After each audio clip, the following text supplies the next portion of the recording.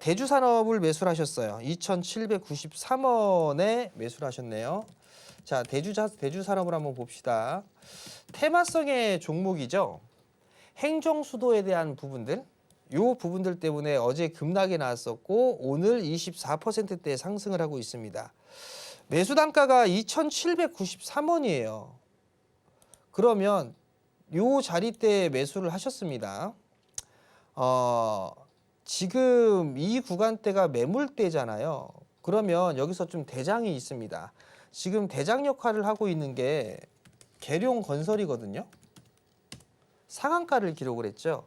만약에 이 친구가 상한가를 유지를 하게 된다라면 대주산업도 버티려고 하는 힘이 강할 거예요. 근데 지금 5일선 저항입니다. 거래량이 괜찮고 저항을 받고 있는 상황이거든요.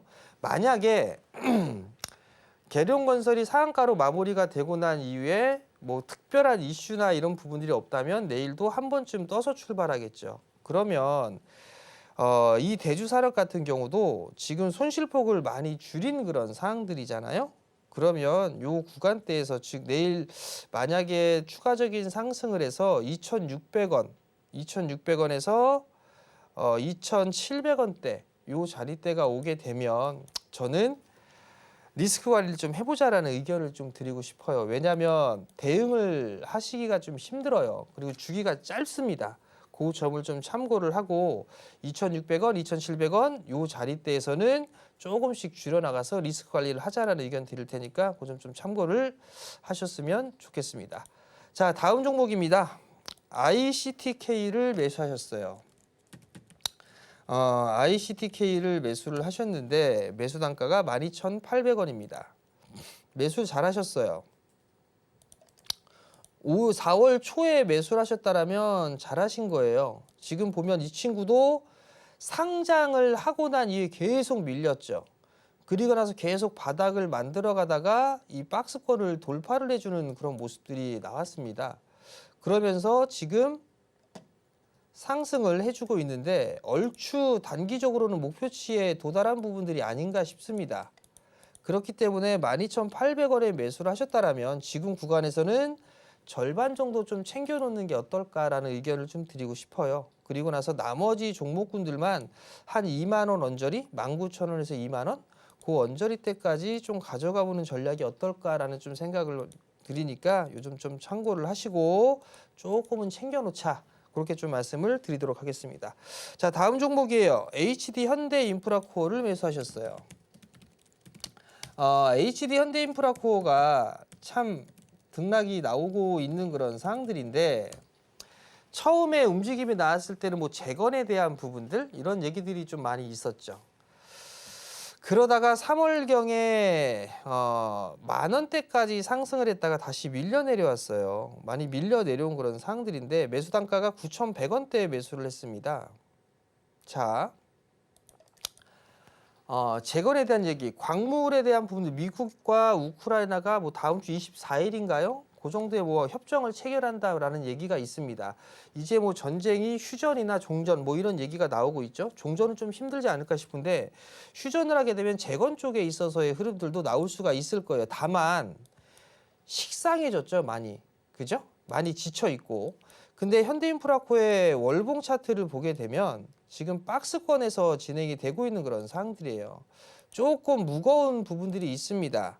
10% 9,150원짜리대에 매수를 하셨다라면 이 구간대에서는 뭐 굳이 매도를 하실 필요성은 없을 것 같아요. 다만 여기에서 이제 21선이 들어 눕는 그런 모습들을 보여주겠죠.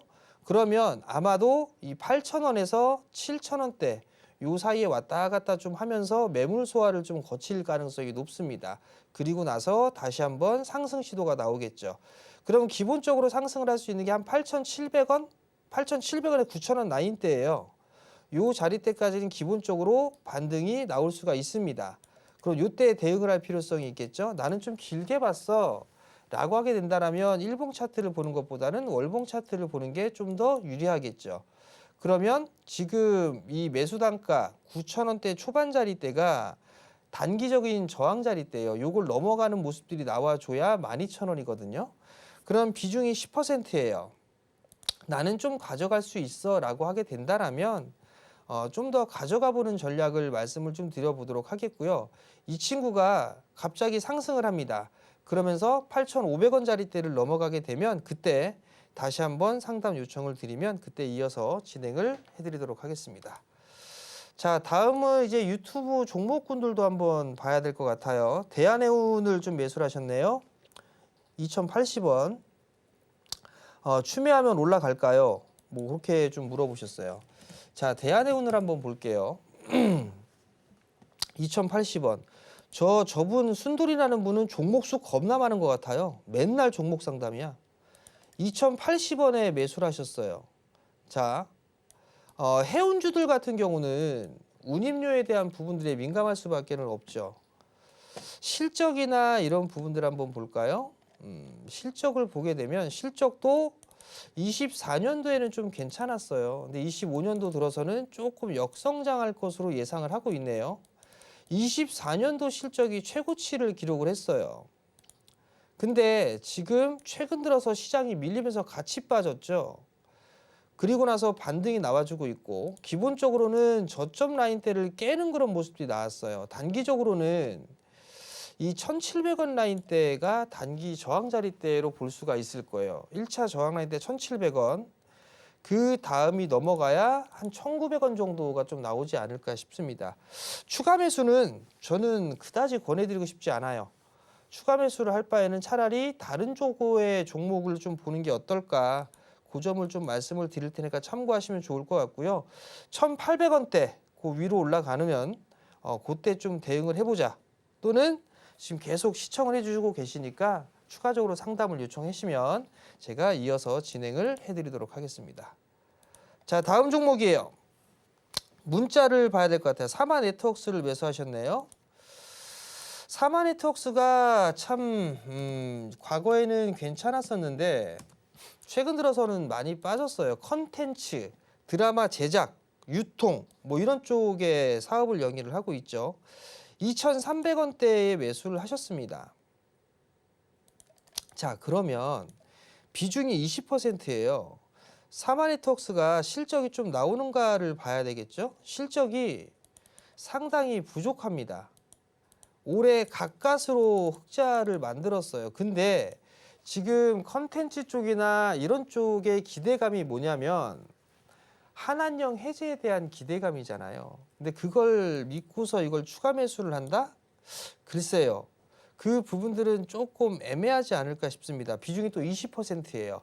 추가 매수는 좀 권해드리고 싶진 않아요. 다만 반등이 나오게 된다라면 저는 반등이 나오게 된 1,700원짜리 때까지 무난하게 나올 수 있지 않을까라는 생각이 들거든요.